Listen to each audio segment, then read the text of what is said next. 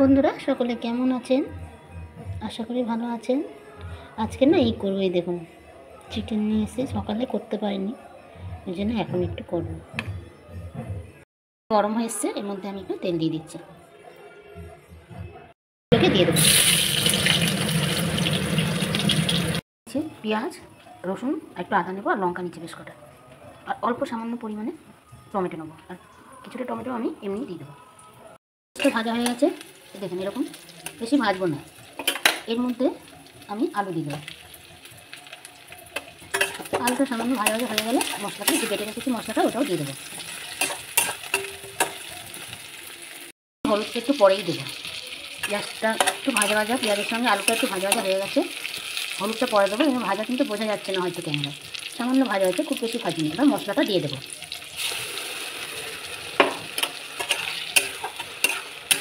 মশলাটা একটু ভাজা ভাজা হয়ে গেলে তারপরে এর মধ্যে আমি গুঁড়ো মশলাগুলো দেবো। জলটাও দিয়ে দিচ্ছি, একটু নাড়াচাড়া করে নেব। একটু বেটেছিলাম আর কিছুটা কাটা এর মধ্যেই দিয়ে দেবো। এখানে কিন্তু এরভাবে দিয়েই খুব ভালোভাবে ভাজা ভাজা করতে হবে। তারপরে আমি মশলাটা দিয়ে দেবো। একটু পরেই গুঁড়ো মশলাগুলো, হলুদ, লঙ্কা গুঁড়ো, জিরে গুঁড়ো পরে দেবো। মাংসটা একটু পরে দেবো। একটু মশলাটা দিয়ে দেবে। দেখুন কিছুটা শুকিয়ে এসেছে জলটা।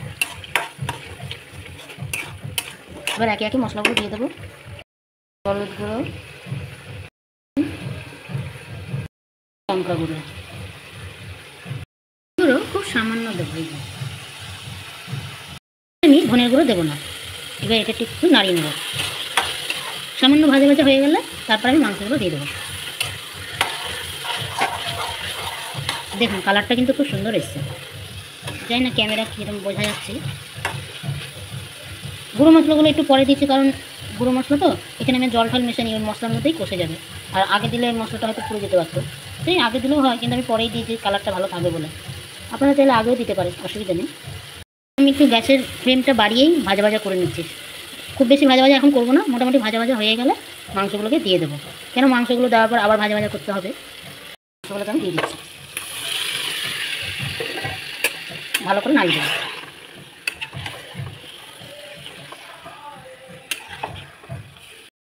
ভুলে গেছি, রান্না করতে করতে ফোন নিয়ে বসে পড়েছি। দেখি মাংসটা কীরকম হয়েছে।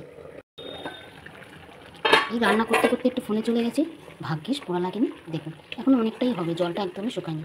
জলটা শুকিয়ে গেলে ভাজা ভাজা করে নেব। এটা ভালো করে কষিয়ে নিয়েছি, এবং তেলটা মোটামুটি ছেড়ে গেছে। খুব বেশি একবার ভাজা ভাজা করবো না এটা আমি। এই মাংসটা কিন্তু স্বাদটা একটু আলাদা হবে। খুব বেশি ভাজা ভাজা করলে সেটা স্বাদও একটু আলাদা হয়। এবং মাংস রোজ রোজ খাওয়া হয়তো একঘেয়েমি হয়ে যায়, এই জন্য এক একদিন এক এক টাইপের একটু করার চেষ্টা করি। খুব বেশি কিন্তু কষিয়েছি, খুব বেশি একবারে ছাপা ছাপা করে কষাবো না। মোটামুটি হয়ে গেছে। এবার এর মধ্যে আমি জল দিয়ে দেবো। ভালো উঠেছে, দেখুন তেলটাও কিন্তু ছেড়ে গেছে। এবার জল দিয়ে দেবো। এবার একটু ভালো করে নাড়ি চাড়িয়ে দেবো। এখন গ্যাসের ফ্লেমটা একটু বাড়িয়ে রাখবো, ফুটানো পর্যন্ত। একটু ফুটে গেলে তারপর আবার কমিয়ে দেবো।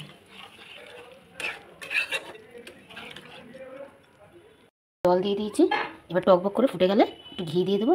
ঘি না দিলেও হবে এটাতে, ঘি, গরম মশলা দিয়ে দেবো। তারপরে বন্ধ করে দেবো। ফুটে নিই, আগে বন্ধ করে দিচ্ছি খুব সামান্য আগে। এবার দেখি খুলে দেখুন সামান্য এখনও ফুটছে। এর মধ্যে এবার আমি গরম মশলাটা দিয়ে দেবো।